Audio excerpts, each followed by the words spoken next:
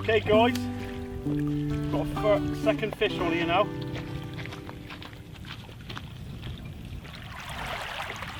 Around. He's coming, guiding him through the weed. Bring him back down.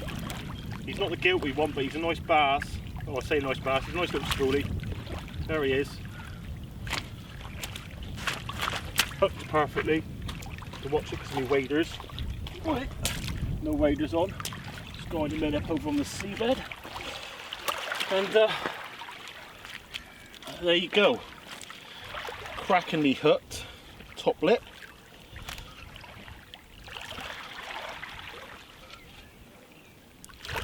There we go. Put that down a minute. So we have on crab.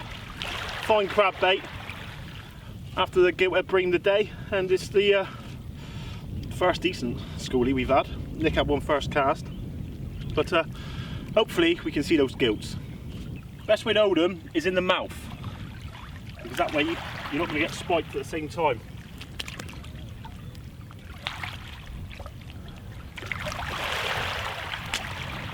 He'll go back in. There he goes. Fight another day.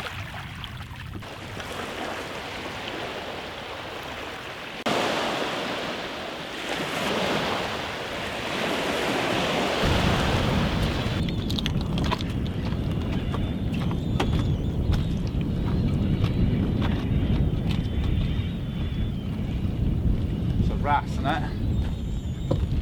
Wrasse, I think. Gilt, no. What is it?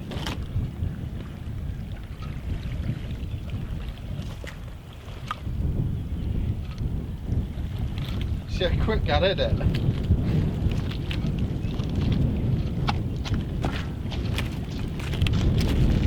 Nice little schoolie bass, probably about £1.5. Hit the crab bait quite hard. Instant hook up, lovely little scrap, but it's not the Gilthead we wanted. But welcome nonetheless. I'm going to put this one back and he can fight another day.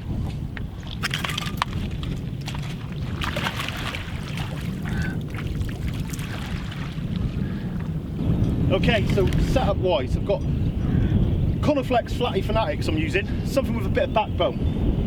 £20 main line, going down to a 4-ounce bomb lead onto a running lead. Now that's a Cox and Raw tieable, knottable wire trace I've got on there now with a 1/0 hook. Made little compact crab baits, which I'm just going to put through and up like so.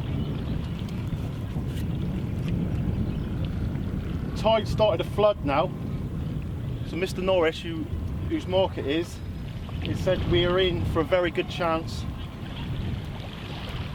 with what's happening at the minute with the state of the tide. So basically what I'm going to do, I'm going to go out and cast this out to the horizon.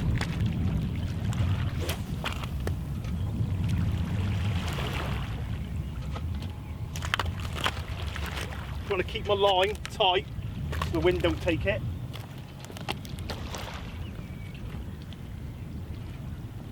And then set him down like so.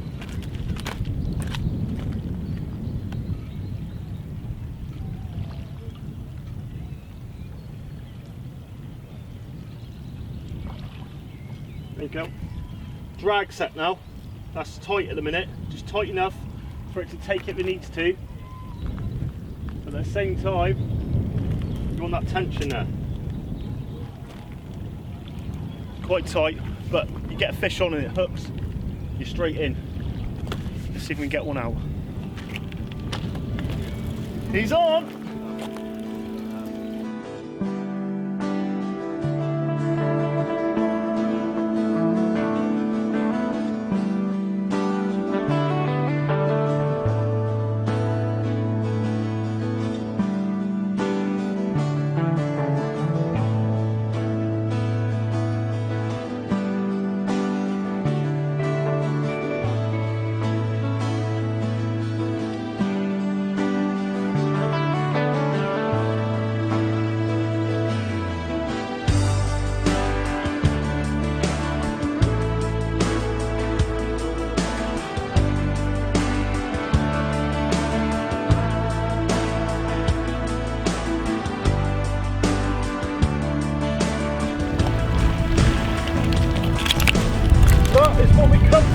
and gentlemen, that is what we come for. It's a Gilthead Bream.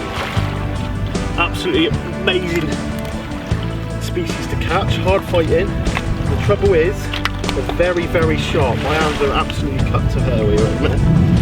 But as you can see, it's quite lively. It's all up there, big smile. Great stuff. Little secret location, Stuart Norris's mark. First time fishing here. Now, from a general point of view, it's an enclosed creek with a mouth outlet. The water's basically coming around from the coastline at the moment, filling up in the middle of this big pool. To me, it's similar to Hell Pool, but you've got a creek that goes right up at the end of the back. The good thing about where we're about to fish today, we've got the incoming tide, which is going to bring the fish in, but also when the tide goes out, they've got to come back. So we've got the chance on the flood and the ebb to try and pull one out. Gilthead Bream is the main target today. Mr. Panther, Mr. Norris and Andy Pierce all down here giving it a go. Cracking day, early May. What else can you ask for? Let's go get them. Right then, here we go. We're down here in Cornwall fishing for giltheads and bass. Well, giltheads really, but bass are a bycatch. And today what we're using is peeler crab. I've got some I've already peeled here. Okay, the way I like to do it for down here is I use 2 small crabs. I go in through the back end, back out through the head, turn the crab round on the hook, and then just push it slightly up the line. On the second crab, I give it a bit of a mush in my finger, in between my fingers there, mush him up a little bit, just head hook him, fold him onto the hook, turn the hook back round, pull him out slightly, and then start to bind him on. I'm using a 3/0 chino to 20-pound fluorocarbon, and the reason I do it like this is because it keeps the hook point proud of the bait, and then all you do is finish it off, snap the cotton off and just slightly move it down, and as you can see there, finish the bait off and the hook point's still nice and proud, giving you a better chance of a hook up. I've got the bait ready. All I need to do now is get it out there in that tide. That's where the fish are going to be. There's also a sandbar just out there. When the tide runs past it, I want to drop it right on the edge of it, and that's where the fish are going to be.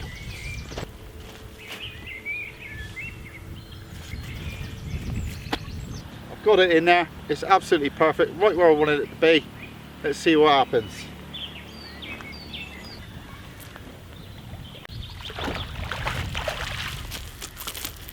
Right, got myself a nice little school bass. Took a crab bait. It's not the biggest bass in the world, but it's a fish nonetheless. Not the Gilthead Bream that I wanted, but never mind. Ooh. As you can see, he's a bit lively. So what I'm going to do is release him to fight another day.